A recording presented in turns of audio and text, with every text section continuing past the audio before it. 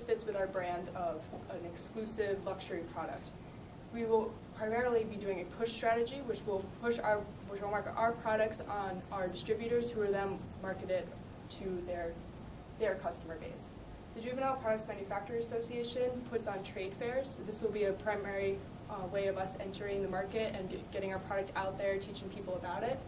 And also product placement is another possibility, which Bugaboo was very successful with in Sex and the City. We will also provide our partners with material which they can include in their advertisements and materials. Finally, we think that in order to successfully roll out this plan, there's going to need to be a heavy primary and secondary research. And these resources can be anywhere from our salespeople who are actually interacting day to day with our consumer, who gets to know the needs of our consumer, but in addition, like secondary research, such as parent blogs, bestbabybargains.com, these blogs that have heavy influence on consumer purchases for their baby.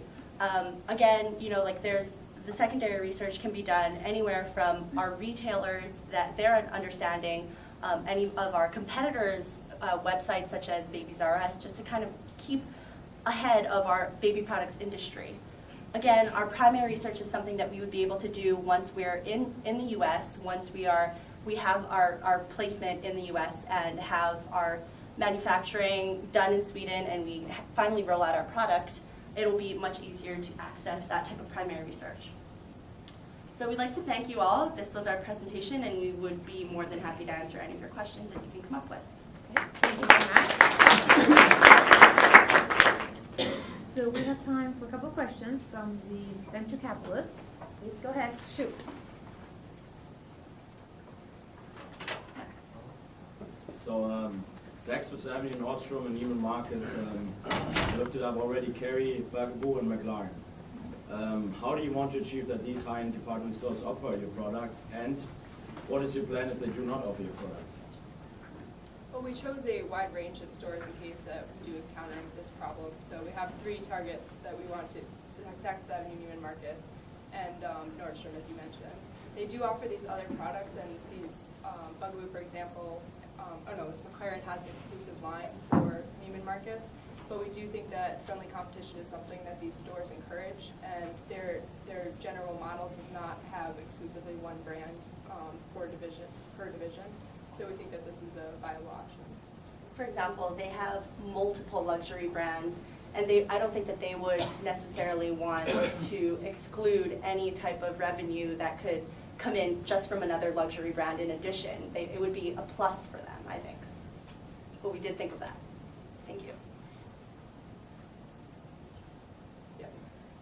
You have relatively high-priced strollers. Now, if you find you enter the U.S. market and your competitors are doing a lot better than you expected and you don't have as high sales, would you ever consider lowering the price?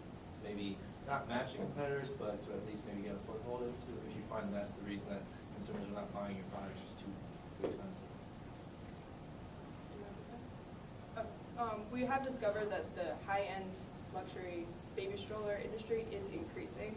There are people that collect baby strollers and spend thousands and thousands of dollars just on baby strollers. So the high-end market specifically is a separate target, which is why we chose that. Our target market to just be those individuals. It is a possibility in the future. McLaren, for example, does offer cheaper products in around $300.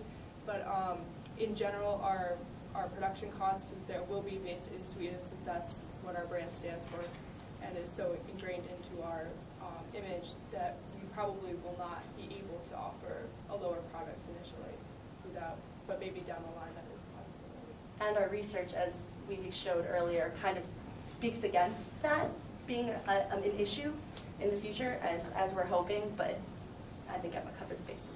And one of the things is like the fact that consumers are going, like, the brand loyalty is actually a big thing in the baby products industry, and with reputations like Emmaljunga, they don't have a problem paying good money for their products. Catherine, did you have a question? Yeah, I was just curious, since like you want to be a luxury brand, but like you don't currently have the brand awareness to like really have that status.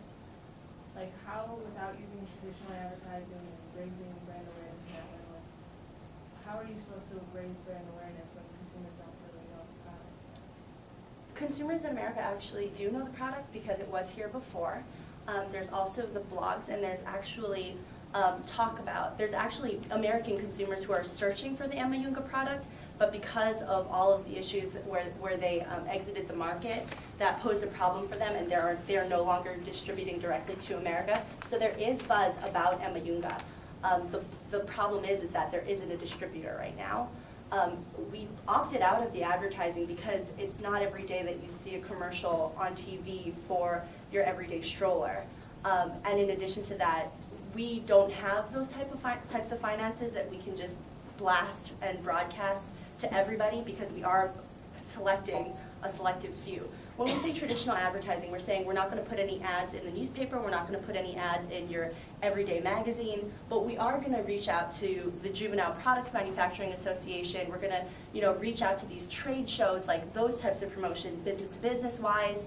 And in addition, we're going to use promotional materials for Neiman Marcus, Saks Fifth Avenue, what they represent, like the things they send out during this high seasons like Christmas. We're going to heavily invest in that type of advertising.